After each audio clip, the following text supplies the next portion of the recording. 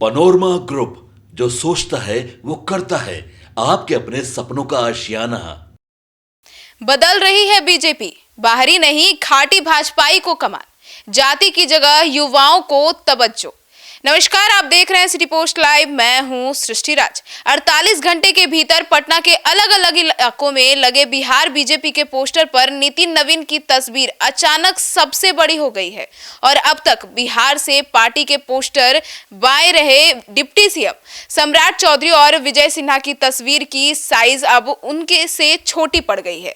अब दीवारों पर लिखी इबारत से स्पष्ट है कि अब बीजेपी बदल रही है, सरकार से लेकर संगठन तक यह प्रयोग कर रही है। तो आइए विस्तार में जानते हैं इस पूरे मामले के बारे में chief editor Shrikant Pratyush sir से। सर, इस बदलाव का क्या मतलब है? देखिए, इस बदलाव का बड़ा मतलब है क्योंकि ये बदलाव ही अलग तरह का है। सम्राट चौधरी बीजेपी के प्रदेश अध्यक्ष रहते, उनकी अगुवाई में पार्टी लोकसभा चुनाव लड़ी थी, लेकिन परफॉर्मेंस 2019 की तुलना में खराब रही।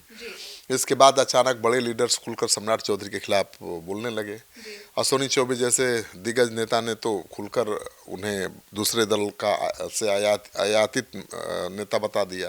कहा कि कुछ आयातित माल हैं जो पार्टी पर कब्जा कर लिए हैं। नतीजा था कि मार्च 2023 में अध्यक्ष बने सम्राट चौधरी को जुलाई 2024 में संगठन से सरकार में शिफ्ट कर दिया गया। उन्हें डिप्टी सीएम बना दिया गया। इसके बाद जुलाई 2024 में सम्राट चौधरी की जगह दिलीप जायसवाल को पार्टी की कमान दी गई। इनके नेतृत्व में पार्टी ने विधानसभा चुनाव में अच्छा प्रदर्शन जरूर किया, लेकिन कई धड़ों में पार्टी बंट गई है। तो अब पार्टी ने नया प्रयोग शुरू किया है। जो खाटी भाजपाई हैं, जो पुराने भाजपाई हैं, उनके हाथ में पार्टी की कमान दी जा रही है। जी सर, उनके बाद तो बीजेपी ने बड़ी सर्जरी कर दी। हाँ, सर्जरी कर दी है। विधानसभा चुनाव में टॉप लीडरशिप को इस बात का भनक अंदाजा हो गया था कि भाई दूसरे दलों से आने वाले नेता को प्रदेश अध्यक्ष बना देने से पार्टी कई धड़ों में बट जा रही है।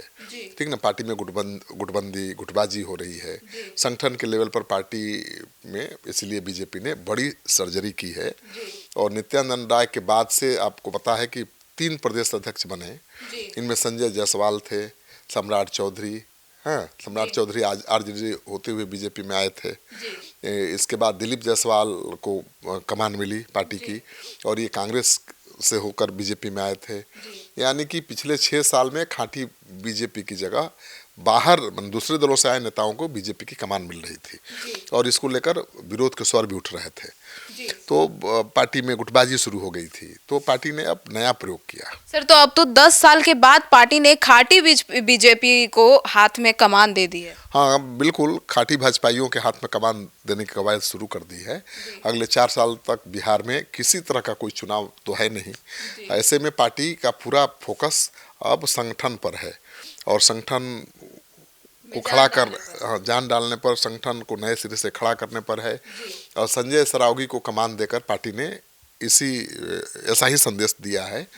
और सम्राट चौधरी के प्रदेश अध्यक्ष बनने के बाद से ही पार्टी कई धड़ों में, मैंने बताया आपको कि बट गई थी। सभी बड़े नेता अपना अपना गुट बनाने लगे थे। इससे पहले ऐसा सुशील मोदी के समय हुआ था, ठीक है, जब पार्टी पर उनकी मजबूत पकड़ थी। तब अश्विनी चौबे, प्रेम कुमार, नंदकिशोर यादव अपना अलग गुट बना लिए थे। पार्टी को बहुत नुकसान हो रहा था उस समय भी। नीचे से लेकर ऊपर तक गलत मैसेज भी जा रहा था। दूसरे दल से आने वाले नेताओं को तवज्जो मिलने से पार्टी के कार्यकर्ताओं में गलत मैसेज जा रहा था और मनोबल कार्यकर्ताओं का टूट रहा था। तो पार्टी ने नया प्रयोग किया है और अब जो पुराने भाजपाई हैं, जो कट्टर भाजपाई हैं, जो किसी दूसरे दल से नहीं आए हैं, उनको उनके हाथ में कमान पार्टी दे रही है। तो सर, अब इसीलिए सरकार में युवा और भाजपाइयों को काफी तवज्जो दिया जा रहा है। बिल्कुल, अब प्रयोग कर रही है बीजेपी कि देखिए इसका क्या नतीजा निकलता है।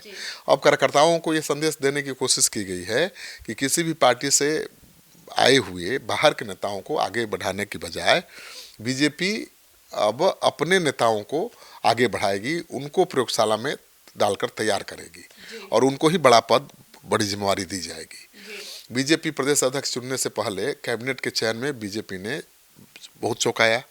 हाँ, पार्टी ने नीतीश मिश्रा, जनक राम, हरी सहनी, नीरज बबलू जैसे दूसरे दलों से आने वाले नेताओं की कैबिनेट से छुट्टी कर दी। इसके अलावा उम्र के आधार पर भी कुछ नेताओं को हटाया गया। इनकी जगह पार्टी ने संजय टाइगर, ठीक है, नीरज बबलू की जगह पर संजय टाइगर, लखिंद्र पासवान, रमा प्रसाद, श्रेयसी सिंह जैसे उन युवा नेताओं को आगे किया है जो बीजेपी के लैब में राजनीति को आजमाएंगे। हाँ, तो सर नीतीश कैबिनेट में भी अब मंत्रियों की औसतन आयु 57 साल है और इसमें सबसे ज्यादा 11 मंत्रियों की आयु लगभग उसी बीच में है। हाँ बिल्कुल, जेडीयू के तो ज़्यादातर मंत्री पुराने हैं और ज़्यादा उम्रदराज हैं, लेकिन बीजेपी ने सावधानी बरती है। 11 में से 7 मंत्री बीजेपी कोटे के हैं और सबसे युवा 34 साल के श्रेयसी सिंह हैं और वो बीजेपी की हैं। वहीं से 41 से 50 साल की उम्र के बीच 2 और नेता हैं। 61 से 70 साल की उम्र के 5 बीजेपी के नेता मंत्री बने हैं। बीजेपी ने बिहार से बड़ा प्रयोग किया है और अभी तक जो एक ढर्रे पर राजनीति चलती आ रही थी उसे तोड़ने का प्रयास किया गया है और पार्टी ने परंपरागत राजनीति की जगह युवाओं के हाथ में पावर देने का प्रयोग किया है। ठीक है, संगठन के लेवल पर पार्टी ने बिहार से यह प्रयोग शुरू किया है। पूरा प्रयोग पार्टी के रिवाइवल की है। बिहार में आबादी के हिसाब से देखें तो 35 साल से कम उम्र के लोगों की संख्या 1 करोड़ से ज़्यादा है और युवाओं पर अगर पार्टी फोकस नहीं करेगी तो पिछड़ जाएगी। तो आप तो देख नहीं रहेगा, हर दल ही युवाओं पर फोकस कर रहा है, महिलाओं पर फोकस कर रहा है। तो बीजेपी कैसे चुप रह सकती थी? तो बीजेपी भी युवाओं पर फोकस कर रही है। अब पार्टी के राष्ट्रीय अध्यक्ष ही नितिन नवीन बन गए, 45 साल के युवा हैं। हाँ, अभी संजय सरावगी बन गए, वो भी युवा हैं। तो पार्टी एकदम युवाओं पर फोकस कर रही है।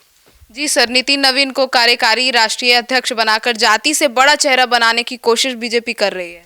बिल्कुल, जाति से ज़्यादा बड़ा चेहरा बनाना चाहती है बीजेपी अपने नेताओं की। देखिए, कहा जाता है ना कि बीजेपी में कोई बड़ा चेहरा ही नहीं है जो नीतीश कुमार का मुकाबला कर सके। जी। तो अब बीजेपी जाति से ऊपर उठकर कुछ ऐसे लोगों को आगे लाना चाहती है जो बड़ा चेहरा बन सके, पार्टी की पहचान बन सके। लेकिन अभी तक कायस्थ नेताओं का लीडरशिप में कभी रोल बहुत महत्वपूर्ण रहा नहीं है, लिमिटेड रोल था। बीजेपी ने रणनीति से जाति से बड़ा चेहरा बनाने की कोशिश करते हुए नितिन नवीन को बना दिया बीजेपी का राष्ट्रीय कार्यकारी अध्यक्ष। हाँ, भाजपा ने मंत्रिमंडल में रणनीति के तहत हर जाति से नए चेहरे को आगे बढ़ाने की कोशिश की है। जैसे अगर दलित चेहरे की बात करें तो जनक राम की जगह अब बीजेपी ने लखिंद्र पासवान को मंत्री बना दिया है। हाँ, उसी तरह से नीरज बबलू की जगह संजय टाइगर को दे दिया गया है। हाँ, हरी सहनी की जगह रमा निषाद जैसी महिला जो पहली बार चुनाव जीती है उसको मंत्री बनाया गया है। तो बीजेपी प्रयोग कर रही है युवाओं को और पूर्व माने कट्टर भाजपाइयों को आगे बढ़ा रही है। सर, तो इलाके के हिसाब से अगर देखें तो भाजपा जो है वो तैयार कर रही है और लॉन्ग टर्म पॉलिटिक्स में बीजेपी को बहुत लाभ मिल सकता है, ये जो स्ट्रेटजी अपना रही है। का छत्रप तैयार कर रही है बीजेपी और लॉन्ग टर्म में इसका फायदा तो मिलेगा ही। बीजेपी इलाके के हिसाब से छत्रप तैयार करने की कोशिश कर रही है।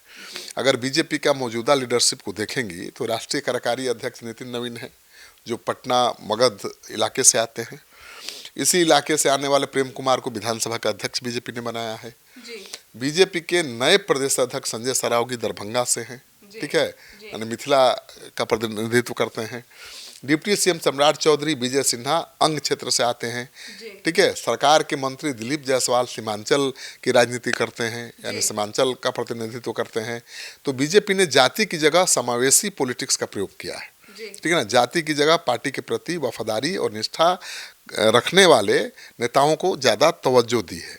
गैर यादव ओबीसी और स्वर्ण को साधने के साथ साथ युवाओं को भी आगे बीजेपी बढ़ा रही है और इससे पार्टी को लॉन्ग टर्म पॉलिटिक्स में लाभ मिल सकता है। अब युवा को तो आगे बढ़ा ही रही है बीजेपी। और देखिए, रामकृपाल यादव को भी मंत्री बनाया, तो ऐसा नहीं कि यादवों को बीजेपी ने छोड़ दिया है, रामकृपाल जी को बनाया है। तो बीजेपी कोशिश कर रही है कि जाति से बड़ा चेहरा हो उसके नेताओं का, तो और जाति का भी ध्यान रख रही है।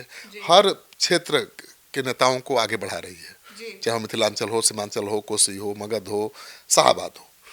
तो इससे एक संतुलन बनेगा और जातिवाद की राजनीति नहीं हो रही। हाँ, जातिवाद की राजनीति बीजेपी नहीं कर रही है। हर क्षेत्र युवाओं को आगे बढ़ा रही है। हर क्षेत्र मतलब पश्चिम, पूर्व, दक्षिण सभी क्षेत्रों के बीच संतुलन कायम करना चाहती है। यानी हर इलाके के नेताओं के हाथ में पावर दे रही है, जिम्मेवारी दे रही है। तो सुना आपने हमारे इस डिबेट को, तो अब बीजेपी की इस स्ट्रेटजी को लेकर आपकी क्या राय है, कमेंट सेक्शन में जरूर बताइएगा। धन्यवाद।